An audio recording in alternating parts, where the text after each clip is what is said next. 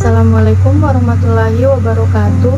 Halo teman-teman, di sini saya akan menjelaskan mengenai farmakokinetik, biotransformasi, dan farmakodinamik dari vitamin C atau yang dikenal dengan asam askorbat. Mari simak video berikut. Vitamin C atau asam askorbat adalah vitamin yang memiliki banyak manfaat untuk tubuh, seperti meningkatkan daya tahan tubuh, memperkuat jaringan tubuh, dan mempercepat pemulihan saat sakit. Vitamin C juga penting untuk menjaga kesehatan kulit, tulang, dan jantung. Vitamin C atau asam askorbat berperan penting dalam mengoptimalkan kerja sistem kekebalan tubuh, membentuk kolagen, dan meningkatkan penyerapan zat besi. Vitamin C juga memiliki efek antioksidan yang dapat membantu tubuh melawan radikal bebas. Pendahuluan, farmakokinetik adalah cabang ilmu yang mempelajari tentang nasib obat di dalam tubuh atau efek tubuh terhadap obat yang mencangkup 4 proses, yaitu absorpsi, distribusi, metabolisme, dan ekskresi. Selanjutnya ada biotransformasi, adalah perubahan struktur kimia yang dialami senyawa asing oleh karena aktivitas materi atau sistem hayati, enzim, atau biasa disebut perubahan bahan kimia menjadi bahan kimia lain melalui reaksi kimia yang terjadi.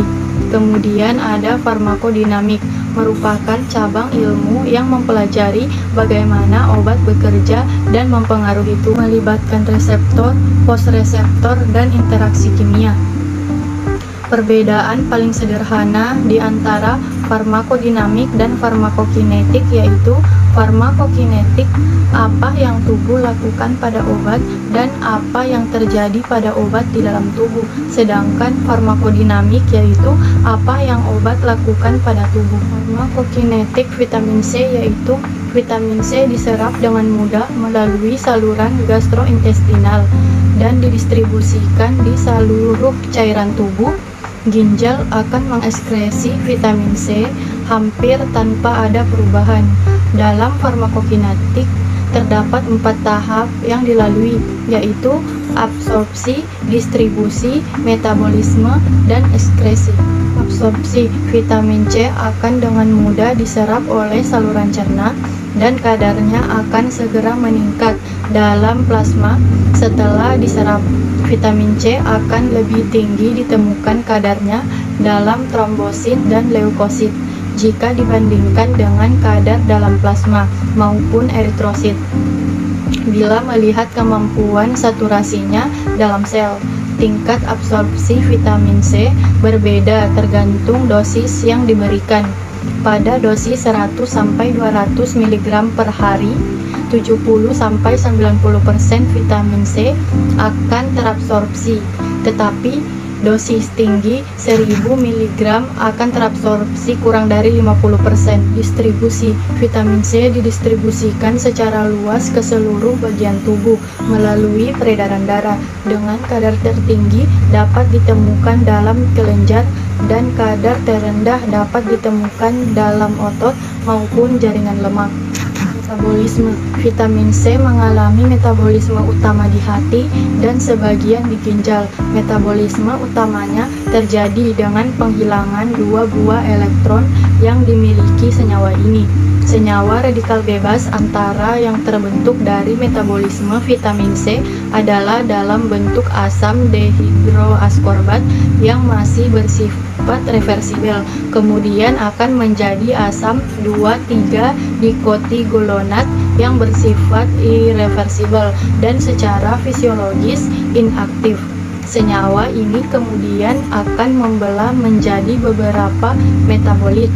Ekskresi, vitamin C maupun metabolit yang dibentuknya akan diekskresikan melalui urin dalam bentuk utuh atau dalam bentuk garam sulfatnya ketika kadarnya melewati ambang rangsangan ginjal dalam darah, yaitu sekitar 1,4 mg per 100 ml.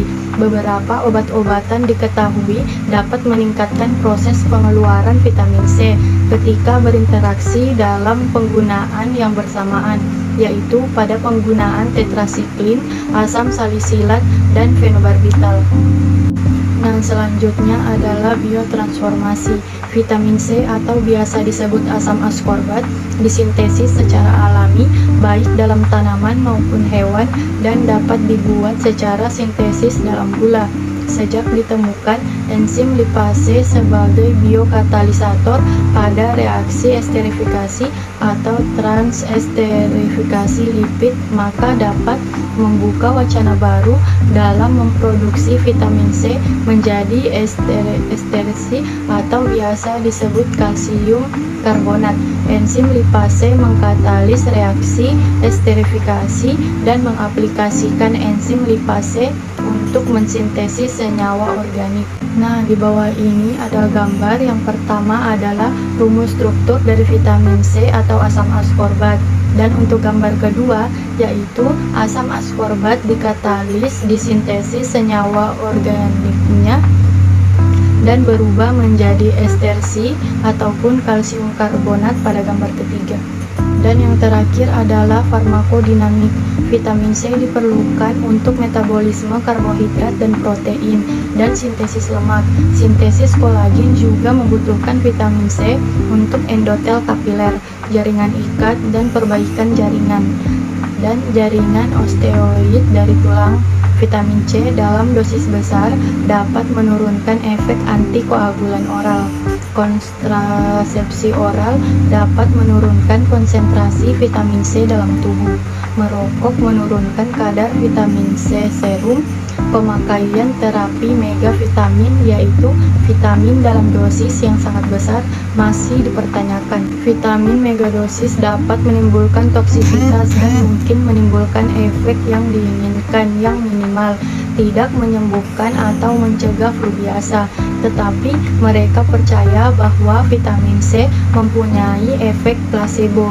Lebih dari itu, vitamin C megadosis yang dipakai bersama-sama aspirin atau sulfanoid dapat mengakibatkan pembentukan kristal dalam urin. Vitamin C dalam dosis besar dapat menimbulkan hasil yang negatif palsu dari pemeriksaan occult blood dalam fases dan positif palsu dari pemeriksaan gula dalam urin jika memakai metode klinites. Jika dosis besar dari megavitamin dihentikan, penurunan dosis yang bertahap perlu dilakukan untuk mencegah defisiensi vitamin.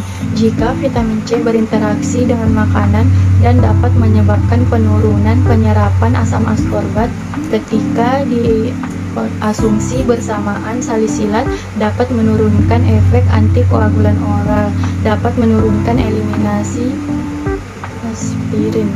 Sekian video dari saya, lebih dan kurangnya mohon dimaafkan. Wabillahi taufiq wal hidayah. Wassalamualaikum warahmatullahi wabarakatuh.